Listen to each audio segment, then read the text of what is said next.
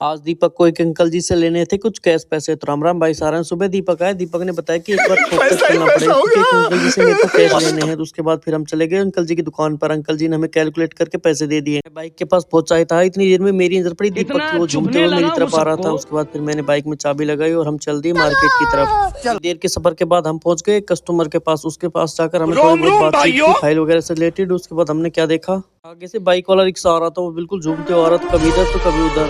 उसके बाद फिर हम पहुंच गए नरेश के पास। नरेश से मैंने बेर मंगाया था, नरेश मेरे लिए बेर लेके आया था। उसके बाद फिर मैंने बेर को उठाया और रख दिया अपनी स्कूटी के अंदर, क्योंकि बाहर दिखाना नहीं थी किसी को, नहीं तो बट जाते यहीं पे। नरेश ने डिमांड की यार नमकीन और कोल्ड ड्रिंक वगैरह तो पिला दे। फिर मैं लेके आया नरेश के लिए नमकीन और कोल्ड ड्रिंक। उसके बाद फिर हम सभी ने नमकीन कोल्ड ड्रिंक खाई। उसके बाद फिर मैं आ गया ब्रांच में। ब्रांच में आकर देखा तो सन्नाटा छाया हुआ था। तरुण फोन में लगा हुआ था क्योंकि आज हमारे पास काम नहीं था। उसके बाद फिर मैं तरुण निकल दी मार्केट की तरफ। तरुण को खाने थे गोलगप्पे, इसलिए हम चल दिए मार्केट में। तोड़ फोड़ देखते हुए आज मार्केट में काफी तोड़ फोड़ हो रही थी। जेसीबी भी लगी हुई थी, पॉपलैंड वगैरह भी आई थी।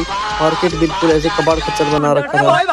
भीड़ से और कीचड़ से बचते हुए निकल ही रहे थे, क्योंकि कोई इधर से आ रहा था, कोई उधर से। सारा कबाड़ खच्चर हो रहा था। थोड़ी देर के सफर के बाद हम जेसीबी वगैरह को देखते हुए पहुंच गए गोलगप्पे वाली दुकान पर, क्योंकि हमसे पहले वहां पर कोई था नहीं, इसलिए भैया का अलग रिएक्शन निकल के आ रहा था। उसके बाद हमने भैया को बोला कि हमें गोलगप्पे वगैरह खिलाओ। उसके बाद भैया लग गए मसाला वगैरह बनाने के लिए। फिर भैया ने हमें गोलगप्पे खिलाए। उसके बाद तरुण बोला कि पपड़ी और लगा दो। इसी के साथ आज के व्लॉग को यहीं समाप्त करते हैं। Bye bye.